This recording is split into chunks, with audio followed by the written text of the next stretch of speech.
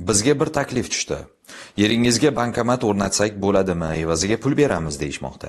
Bankomat foizda olib qoladi, shu puldan bizga pul beradi. Bu pul biz uchun halolmi? Mana bu savol hozir juda fatvo markazimizga ham qayta so'ralyapti turgan savollardan. Bu masalani kelib chiqadigan joyi aslida ijaradan kelib chiqadi.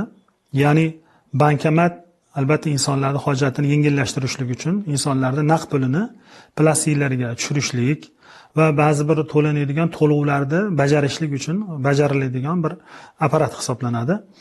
Modomiki bunda bajariladigan amaliyotlar hech qanaqa bir nojoiz joyi yo'q va bu apparatda bajarilgan xizmatlar uchun shu apparatda qo'yilgan firma tomonidan yoki o'sha bank tomonidan o'zini xizmatini o'sha foizda bular olishadi.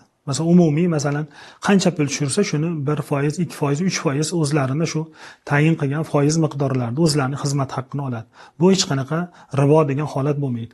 Shunday ekan, u apparatni bajarayotib turgan ishlari shariatga zidlik joyi yo'qmi?